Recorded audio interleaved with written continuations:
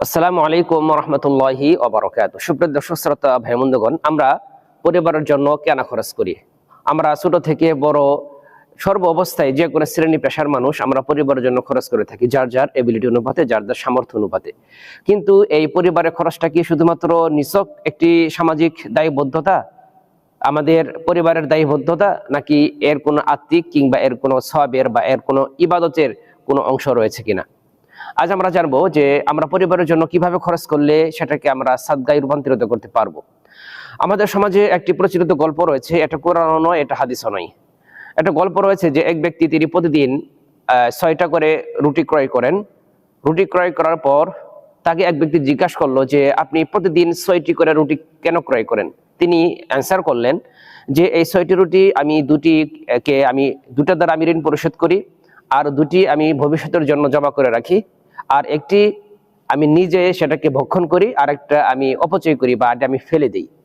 তিনি 6টি রুটির ব্যাখ্যা এভাবে দিলেন যে আমি ঋণ পরিশোধ করি এটা এভাবে যে আমার বাবা মা রয়েছে, আমার বাবা মার জন্য 2টি রুটি আমি ক্রয় করে থাকি। সেটা ছোটকালে তারা আমাকে ভরণ পোষণ করেছে, সেই হিসাবে তাদের এই ভরণ পোষণের যে দায়বদ্ধতা, এটা আমি ঋণ পরিশোধের জন্য বাবা মার পিছনে আমি খরচ করছি। আর দ্বিতীয়টি হচ্ছে আমার ছেলে মেয়ের জন্য 2টি রুটি আমি খরচ করছি এজন্য যে তারা ভবিষ্যতে যখন আমি বৃদ্ধ হব, যখন আমি মৃত্যু শয্যায় পতিত হব, তখন তারা আমার জন্য খরচ করবে, এটা আমি অ্যাডভান্স ভাবে তাদের পিছনে আমি এটা খরচ করে যাচ্ছি। আর তৃতীয়টি হচ্ছে সেটা আমি নিজে ভক্ষণ করার জন্য। আর একটা রুটি থাকে, সেটা হচ্ছে আমার স্ত্রীর জন্য, যে স্ত্রীকে পিছনে যেটা আমি খরচ করছি সেটা নষ্ট, অপচয় হয়ে যাচ্ছে। এটা হচ্ছে সামাজিক একটা গল্প, এর প্রতি আমাদের বাংলাদেশের সোসাইটিতে এর বাস্তবতা রয়েছে। কিন্তু এটা কি আসলেই এই ইসলামের দৃষ্টিকোণ থেকে পরিবারের পেছনে খরচ করা কি এর কোনো ইবাদত হিসেবে গণ্য হবে? রাসূলুল্লাহ সাল্লাল্লাহু আলাইহি ওয়াসাল্লাম, এই হাদিসটি রয়েছে সহিহ বুখারী এবং মুসলিমও রয়েছে হাদিসটি, যে কোনো ব্যক্তি, কোনো মুমিন বান্দা যদি আল্লাহ তাআলা সন্তুষ্টি অর্জন করার লক্ষ্যে তার পরিবারের জন্য খরচ করে, সেটা সাদগা হিসেবে পরিগণিত হবে। সুবহানাল্লাহি বিহামদিহি।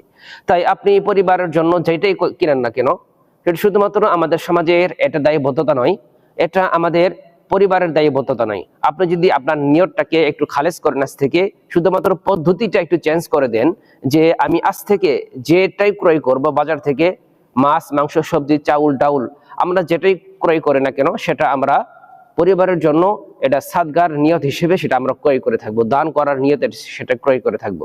সেটা হতে পারে আপনার পরিবার, বাবা মার ওষুধ হতে পারে, সেটা আপনার ভাই বোনের কোনো লেখাপড়া খরচ হতে পারে, সেটা আপনার ছেলে মেয়ের 5 টাকার দামের একটা কলমও হতে পারে, সেটা যে কোনো পরিসংখ্যানই হোক না কেন, সেটা যদি